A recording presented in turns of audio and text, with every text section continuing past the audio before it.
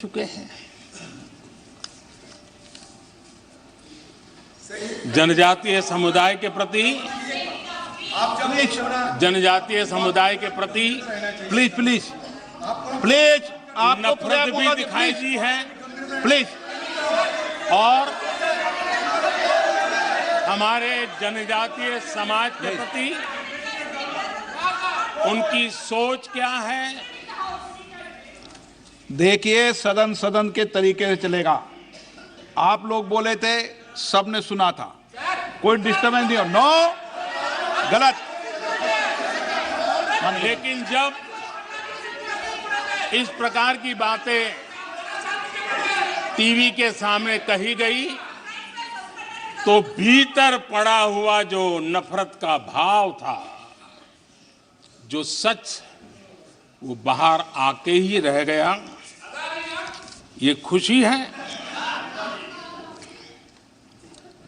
ठीक है, बाद में चिट्ठी लिख करके बचने की कोशिश तो की गई है।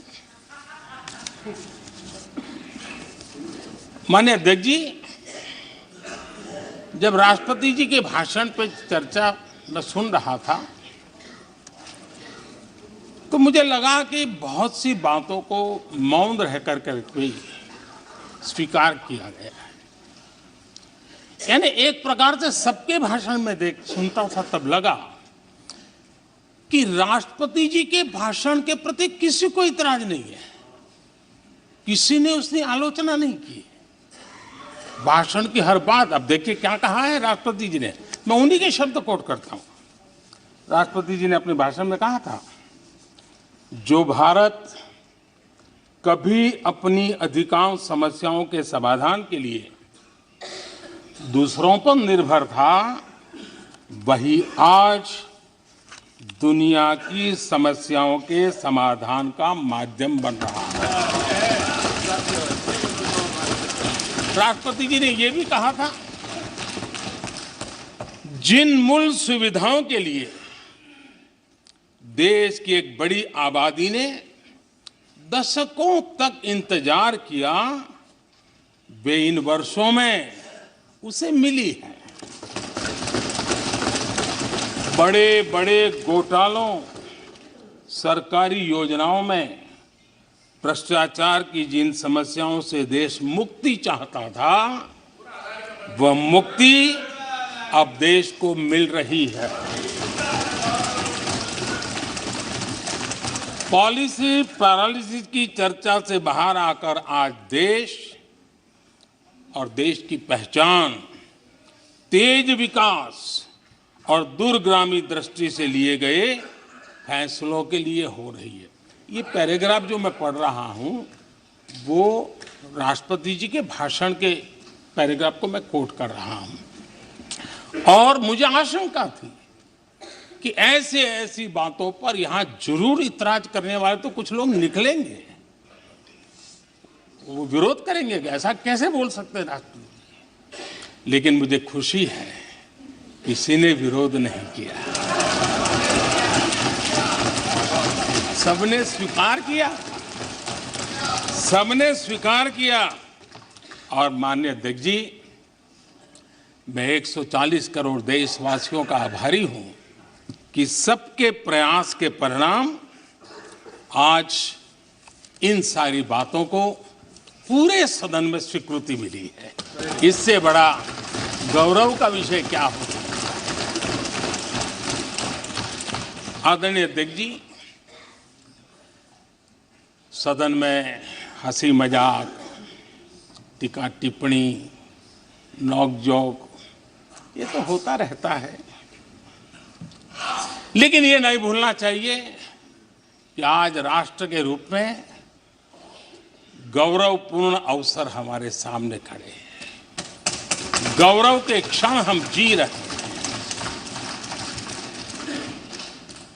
राष्ट्रपति जी के पूरे भाषण में जो बातें हैं, वो 140 करोड़ देशवासियों के सेलिब्रेशन का अवसर है। देश ने सेलिब्रेट किया है। माननीय अध्यक्ष जी, 100 साल में आई हुई ये भयंकर बीमारी, महामारी, दूसरी तरफ युद्ध की स्थिति, बटा हुआ विश्व, इस स्थिति में भी, इस संकट के माहौल में भी देश को जिस प्रकार से संभाला गया है, देश जिस प्रकार से संभला है, इससे पूरा देश आत्मविश्वास से भर रहा है, गौरव से भर रहा है। आदरणीय अध्यक्ष जी, चुनौतियों के बिना जीवन नहीं होता है, चुनौतियां तो आती हैं, लेकिन चुनौतियों से ज्यादा सामर्थ्यवान है 140 करोड़ देशवासियों का जज्बा। 140 करोड़ देशवासियों का सामर्थ्य चुनौतियों से भी ज्यादा मजबूत है, बड़ा है और सामर्थ्य से भरा हुआ है। इतनी बड़ी भयंकर महामारी, बटा हुआ विश्व, युद्ध के कारण हो रहे विनाश, अनेकों देशों में अस्थिरता का माहौल है, कई देशों में भीषण महंगाई है, बेरोजगारी, खाने पीने का संकट, और हमारे अड़ोस पड़ोस में भी जिस प्रकार से हालत बने हुई है, ऐसी स्थिति में माननीय अध्यक्ष जी, कौन हिंदुस्तानी इस बात पे गर्व नहीं करेगा कि ऐसे समय में भी देश दुनिया की 5वीं बड़ी अर्थव्यवस्था बना है।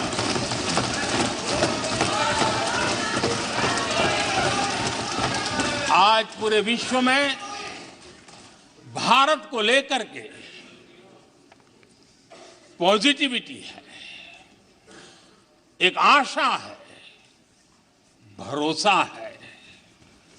और माननीय अध्यक्ष जी, ये भी खुशी की बात है कि आज भारत को विश्व के समृद्ध देश ऐसे G20 समूह की अध्यक्षता का अवसर भी मिला। ये देश के लिए गर्व की बात है, ये देश के लिए गर्व की बात है, 140 करोड़ देशवासियों के लिए गौरव की बात है। लेकिन मुझे लगता है, पहले मुझे नहीं लगता था, लेकिन अभी लग रहा है शायद इससे भी कुछ लोगों को दुख हो रहा है। 140 करोड़ देशवासियों में किसी को दुख नहीं हो सकता है। वो आत्मनिरीक्षण करे, वो कौन लोग हैं जिसको इसका भी दुख हो रहा है।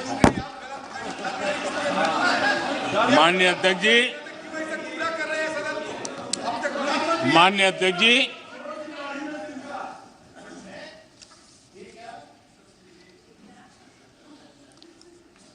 आज दुनिया की हर विश्वसनीय संस्था,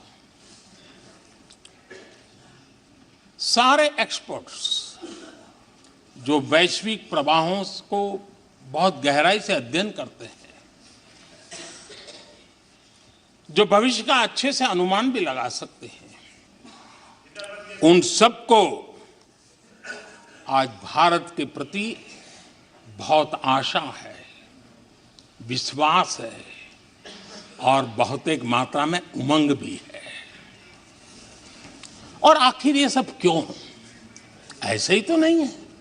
आज पूरी दुनिया भारत की तरफ इस प्रकार से बड़ी आशा की नजरों से क्यों देख रही है? इसके पीछे कारण है। इसका उत्तर छिपा है भारत में आई स्थिरता में, भारत की वैश्विक साख में, भारत के बढ़ते सामर्थ्य में और भारत में बन रही नई संभावनाओं में। माननीय अध्यक्ष जी, हमारी रोजमर्रा की जिंदगी में जो बातें हो रही है उसी को मैं अगर शब्दबद्ध करूं और कुछ बातें उदाहरण से समझाने की कोशिश करूं। अब आप देखिए, भारत में एक 2-3 दशक अस्थिरता के रहे, आज स्थिरता है, पॉलिटिकल स्टेबिलिटी है, स्टेबल गवर्नमेंट भी है और डिसिसिव गवर्नमेंट है।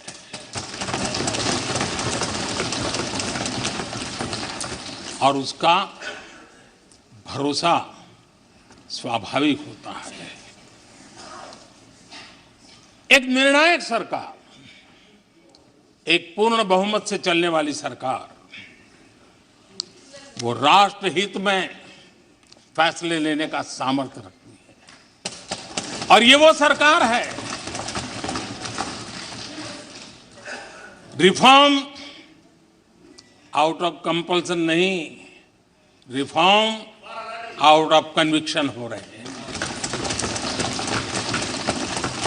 और हम इस मार्ग पर हटने वाले नहीं हैं, हम चलते रहेंगे।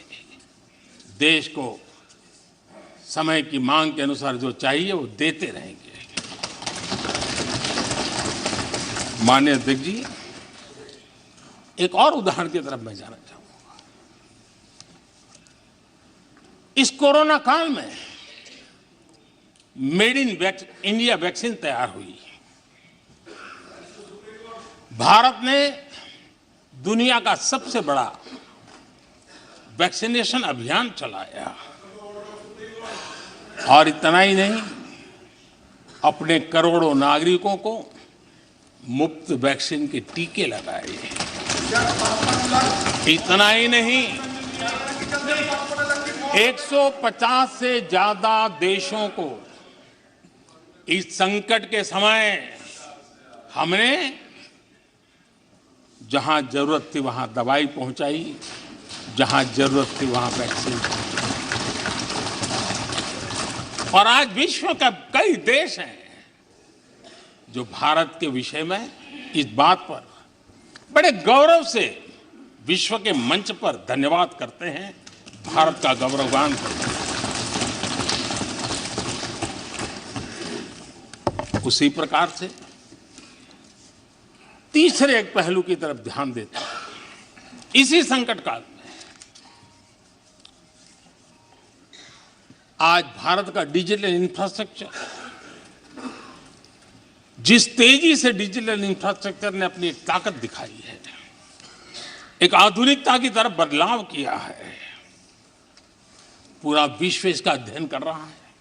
मैं पिछले दिनों G20 समिट में बाली में था। डिजिटल इंडिया की चारों तरफ वाहवाही हो रही थी और बहुत क्यूरियोसिटी थी कि देश कैसे कर रहा है।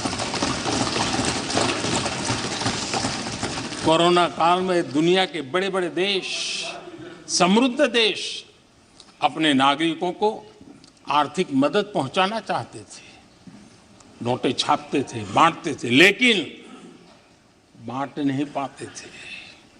ये देश हैं जो एक फ्रैक्शन ऑफ सेकंड में